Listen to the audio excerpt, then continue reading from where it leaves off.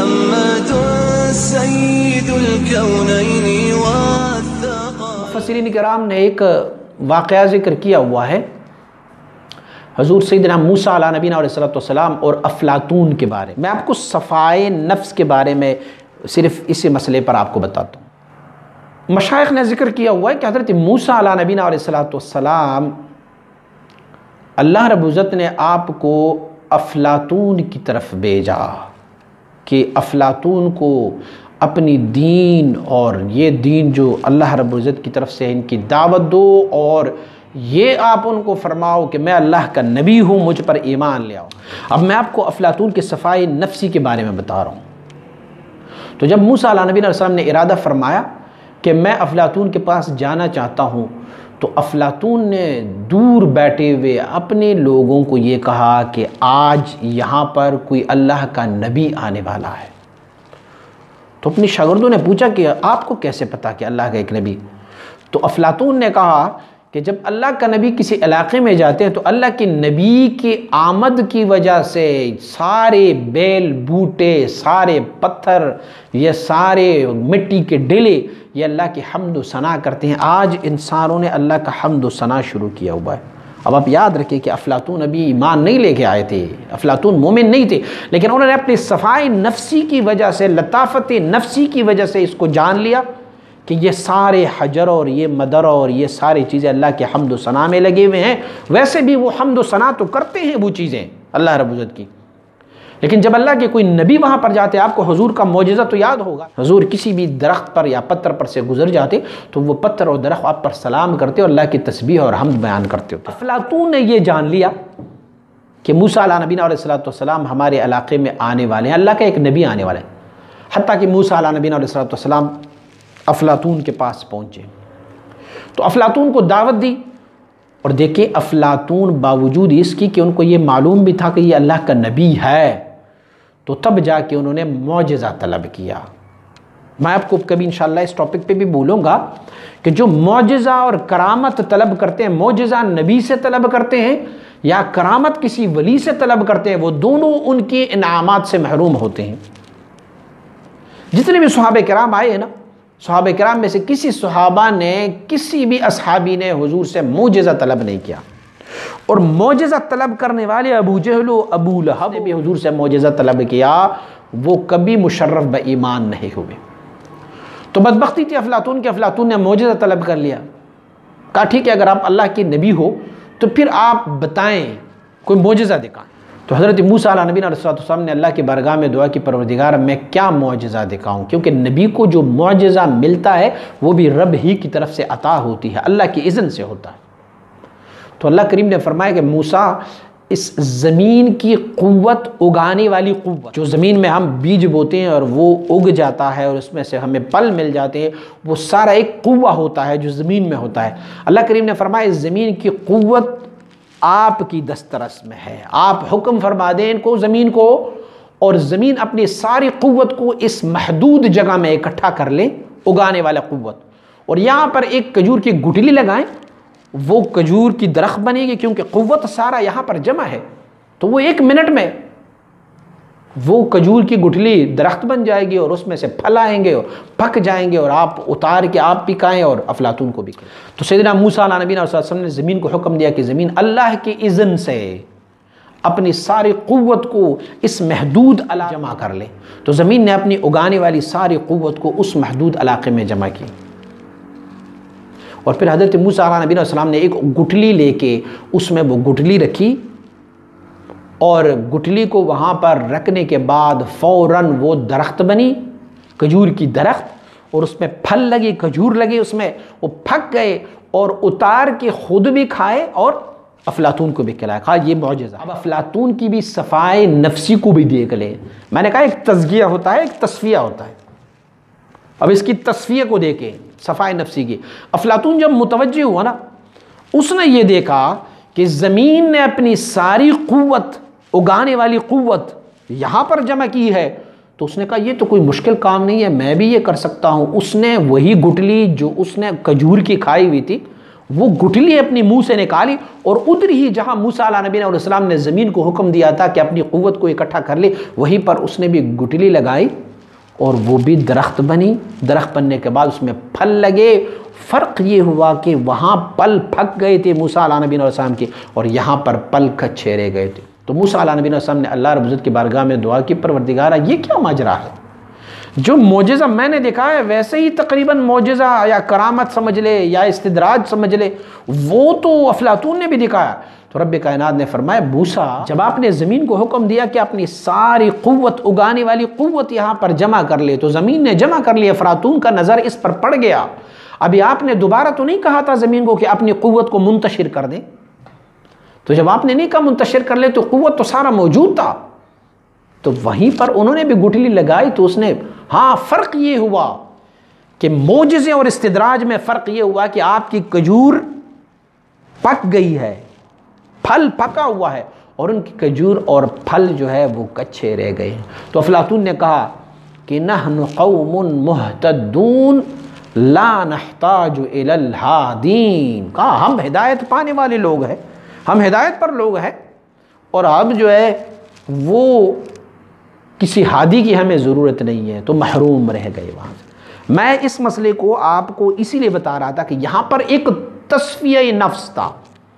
اور تصفیہ نفس کی وجہ سے افلاطون بھی وہ کام کر گیا تقریباً موسیٰ علیہ نبی علیہ السلام نے فرمایا ہوا تھا۔ دونوں بظاہر جب دکھائی دیتے ہیں تو دونوں میں کوئی فرق محسوس نہیں ہوتا، بس ایک ہی فرق تھا کہ وہاں کھجور پکے اور یہاں کھجور کچے رہ گئے، یہی فرق رہا، لیکن دونوں کے درمیان فرق ایک بہت واضح ہے۔ ہم کہتے ہیں اللہ کی نبی کا معجزہ ہے، وہ اللہ کا نبی ہے، دین متین رکھتا ہے، کتاب مبین رکھتا ہے، شریعت مطہرہ رکھتا ہے، وہ برحق ہے ان سے جو صادر ہوا وہ معجزہ، اور اس بندے سے افلاطون سے جب صادر ہوا تو افلاطون بی دین تھا، افلاطون کے پاس دین اور مذہب نہیں تھی، شریعت نہیں تھا، تو معجزہ اور کرامت اور دونوں تو ایک جیسے دکھائی دے رہا تھا، لیکن ان کو استدراج ہم اسی لیے کہتے ہیں کہ اس میں دین نہیں ہے، اس میں شریعت نہیں ہے، اس میں اس نبی کی اتباع نہیں ہے، فلہذا ان کا کام استدراج ہوا۔ اب آپ نے سمجھ تو لیا نا کہ دونوں چیزیں ایک جیسے دکھائی دے رہی تھی، اور دونوں ایک جیسے دکھانے کے باوجود بھی ہم اسے افلاطون کی فعل کو استدراج کہتے ہیں اور موسیٰ علیہ نبی علیہ السلام کی فعل کو معجزہ کہتے ہیں۔ ایسے ہی کسی ولی سے اگر کرامت صادر ہو جائے تو اس کرامت اور استدراج کے درمیان فرق یہ ہوگا کہ جو صاحب کرامت ہے وہ شریعت مطہرہ پر عمل پیرا ہو، اور دوسری بات یہ ہے کہ شریعت مطہرہ کے بعد آپ اپنی مرشد سے اپنی سلسلہ طریقت اور تصوف میں بھی راسخ ہو، تو اگر کوئی عمل صادر ہوا تو اسے ہم کرامت مانیں گے، اور اگر ان کے برخلاف رہا تو اسے ہم استدراج مانیں گے۔ سوال جو میں پوچھا گیا ہے وہ یہ تھا کہ اگر ایک بندہ کسی ایسے بندے کے پاس چلا جائے جس کے ہسٹری کا ان کو پتہ نہ ہو، بس نام ہو کہ جی فلان جو ہے وہ اللہ کی ولی ہے، اور اللہ کی ولی سے یہ کرامات بھی صادر ہو جاتے ہیں۔ اللہ کریم ہمیں معاف فرمائے، آج کل کا دور تو یہی چل رہا ہے نا کہ لوگ انہی کے پاس جاتے ہیں جو خرق عادات کام دکھائیں، جو کہتے ہیں شف کف اور ٹھیک ہے، اور کہ میری دکان نہیں چل رہا اور بس دکان کے لیے اس نے دم کر دی اور دکان چل پڑا، میرے ہاں بیٹا پیدا نہیں ہوتا اور اس نے کر دیا اور بیٹا پیدا ہو گیا۔ ہاں آج کل تو لوگ اسی چیز کو کرامت اور اسی چیز کو دین اور اسی چیز کو ولایت سمجھتے ہیں۔ تو سوال یہ پوچھا گیا ہے کہ اگر میں کسی ایسے بندے کا جس کا میں نے نام سنا ہوگا اور میں اپنی عقیدت اور احترام کے مطابق ان کی بارگاہ میں حاضر ہو جاتا ہوں، تو مجھے کیا پتا کہ یہ بندہ نماز پڑھ رہا ہے یا نہیں پڑھ رہا؟ دیکھو دستار تو اس نے بھی پہنی ہوگی، داڑھی اس نے بھی رکھی ہوگی، مریدین اس کے بھی ہوں گے، آستانہ اس نے بھی بنایا ہوگا، لوگ ان کے پاس بھی آتے رہیں گے، تو مجھے کیا پتہ چلے گا کہ یہ بندہ جس نے یہ زئی اور شکل بنایا ہوا ہے یہ بھی اللہ کا ولی ہے یا مستدرج ہے؟ دونوں میں سے مجھے کیا فرق محسوس ہوگا؟ جو میں نے ایک ولی کی ہسٹری پڑھی ہوگی، ایک ولی کا شکل دیکھا ہوگا کہ بھئی اس نے دستار پہنی ہوگی، داڑھی رکھی ہوگی، سنت مطہرہ پر عمل پیرا ہوگا، ایسے لباس پہنا ہوگا، تو وہ ساری چیزیں اس بندی میں بھی مجھے دکھائی دیں گے۔ اب مجھے کیا پتہ چلے گا کہ یہ بندہ مستدرج ہے، استدراج والا ہے، یا غیر مستدرج یہ ولی ہے، ان کے سے صادر ہونے والی چیزیں کرامت ہے یا یہ غیر کرامت ہے، یہ استدراج ہے، مجھے کیسے پتہ چلے گا؟ تو حضور امام ربانی مجدد ثانی رحمۃ اللہ تعالی نے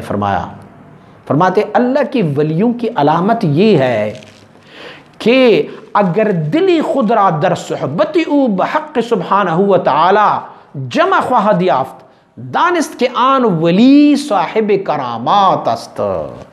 فرماتے اگر تو کسی اللہ کے ولی کے بارگاہ میں حاضر ہو جاتے ہو یا ایسے بندے کے بارگاہ میں حاضر ہو جاتے ہو جن کے بارے میں آپ کو معلوم نہیں ہے کہ یہ ولی ہے یا مستدرج ہے، تو فرماتے اس میں تمہارے پاس ایک نشانی ہے، ایک علامت ہے۔ اور علامت کیا ہے؟ فرماتے اگر آپ ان کی صحبت میں بیٹھ کے اپنے دل کو رب کے ساتھ وابستہ فیل کر رہے ہو، آپ کا دل اللہ رب العزت کی یاد اور ذکر میں ان کی صحبت میں آ جاتا ہے، تو پھر فرماتے اس سے سمجھو کہ یہ اللہ کا ولی ہے۔ اگرچہ حدیث ضعیف ہے لیکن پھر بھی مشائخ نے اس کو کوٹ کیا ہے۔ دیکھیں مناقب میں اگر ضعیف حدیث بھی ہو تو مشائخ فرماتے ہیں،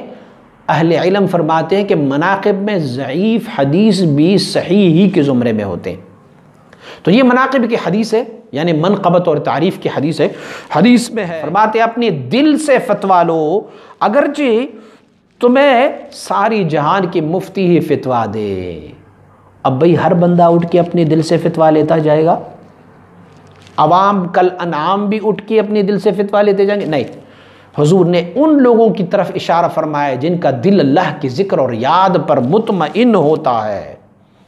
تو امام ربانی مجدد ثانی رحمۃ اللہ تعالی فرماتے ہیں ہر کسی کا دل نہیں،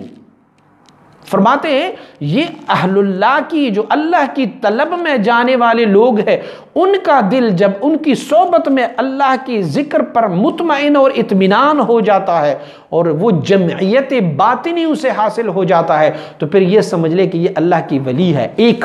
یہ باطنی کام ہے، اور دوسرا یہ ہے کہ ان کی ظاہری شکل و صورت کو بھی دیکھا جائے،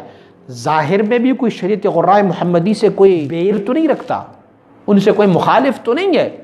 اگر ظاہر بھی شریعت غراء محمدی صلی اللہ علیہ وسلم مبارک کے موافق ہے اور باطن بھی آپ کی ان کی صحبت میں جمعیت حاصل کرے، اللہ کی ذکر پر اطمینان حاصل کر لے، تو پھر یہ سمجھ لے کہ یہ اللہ کی ولی ہے، ان کی صحبت میں پھر بیٹھ جائے۔ تو سوال پوچھنے والے نے اس سوال کے اندر ایک اور سوال بھی پوچھا ہوا ہے، فرماتے ہیں کہ یہ مجھے کیسے پتہ چلے گا؟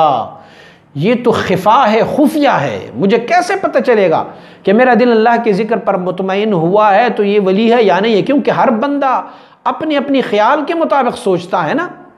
ایک بندہ وہاں پر جائیں اور اپنے کاروبار اور اپنی زندگی کے بارے میں سوچتے جائیں تو وہ اپنے کاروبار اور زندگی کے جو مسائل ان سے حل ہوتے ہیں وہ یہ سمجھتا جائے گا کہ یہ شاید اللہ کا ولی ہے، میرا کام یہاں سے سنور رہا ہے۔ تو آپ مبارک فرماتے اگر خفائے درین معنی است عوام کل انعام است نہ طالبان را، فرماتے ہیں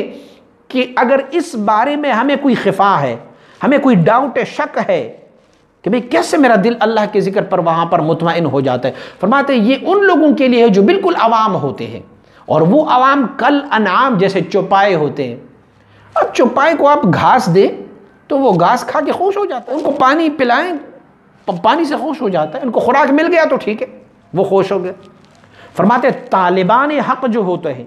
اللہ کی تلاش میں نکلنے والے لوگ جو ہوتے ہیں، اور جب وہ کسی اللہ کے بندے کے پاس چلے جاتے ہیں تو پھر دیکھتا ہے اگر وہ واقعی اللہ کا ولی ہے تو ان کی صحبت میں ان کا دل مطمئن ہو جاتا ہے،